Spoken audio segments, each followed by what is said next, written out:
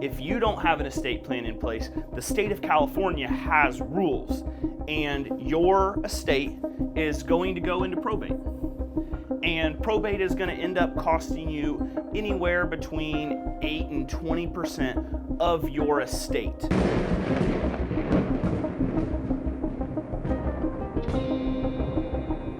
What's going on, guys? This is Mark Reel Jr., the Father's Rights Attorney, and you are watching lesson number 2 of our masterclass on estate planning. In lesson number 1, we covered the basics of estate planning, the basic features, what we look for.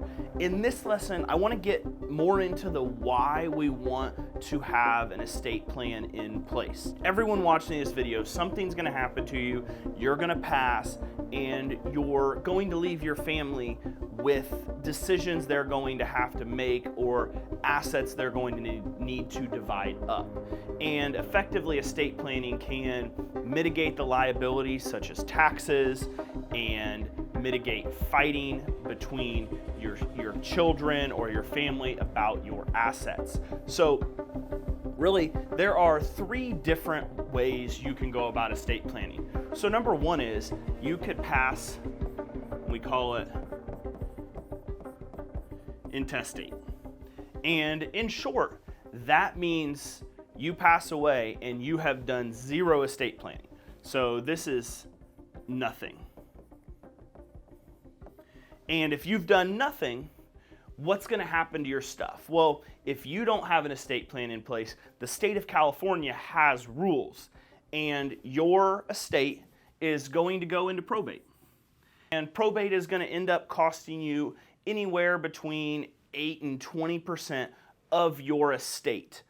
Just going through the probate court, 4% for each side in terms of divvying everything up. So what are the biggest cons of dying intestate? Well, you have no say. So you have no say in what happens, and you're going to leave everything to your children, to your family, to try to figure out. You've done no planning, you've done nothing. I know a lot of people watching this are divorced, maybe they've got a second marriage. Things can get very sloppy. And even if that's not the case with your family, we see it all the time where families are absolutely torn apart trying to divide assets. And they end up fighting until there is nothing left. And the only people that have profited are the probate attorneys and the court system to adjudicate the matter. Intestate, not really good for preserving wealth. It's going to make you passing even that much more difficult. Also, probate court. In probate court, it's going to take anywhere from 12 to 24 months for this process to occur. So they're going to be dealing with it for the next at least year or 2. What are the pros? There's really not too many pros other than you get to do nothing right now. So your pros of dying intestate is you don't have to do anything, but in you not having to do anything, you're going to have no say in what happens. What's option number 2? Option number 2 is a will. And essentially a will is a directive telling the courts what should happen with your assets. So your home, your bank accounts, your cars, any property. So a will, while you get to decide, you're still going to go through probate court. So it is still going to cost you anywhere between 8 and 20% to have your estate distributed. So what are the cons of a will? Well, number 1 is right here. You're still going to end up in probate court. And ultimately, it's a very public proceeding. So everyone, every potential beneficiary is going to know what you put in the will and know your exact assets. And even though you have a will, it could cause infighting. So you do get a say. So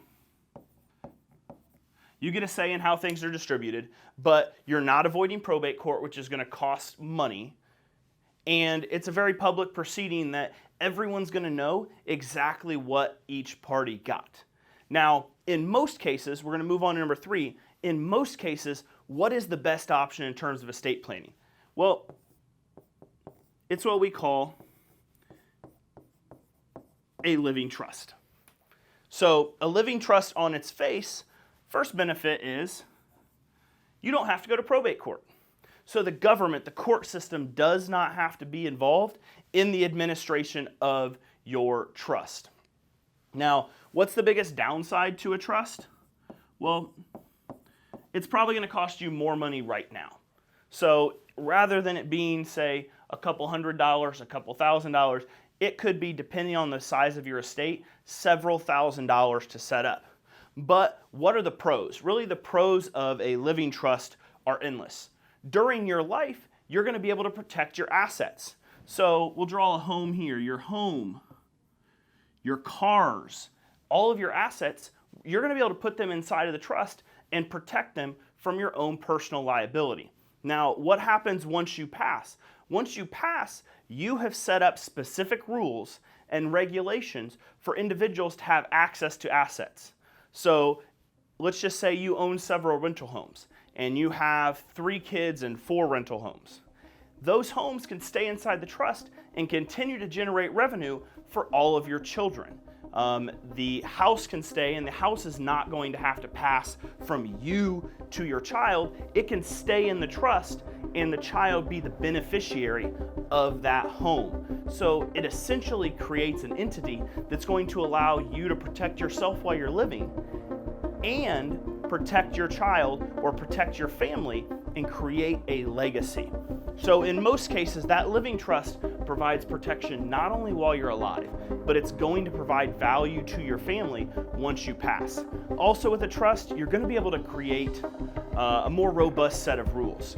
So this will or dying intestate, you're going to be subject to probate court. In the process with a living trust, number one is you're not going to be involved in court. You can be more specific, and you can even go as far as having an institution be the individual who administers the trust. So you can actually even keep your family completely out of trust administration.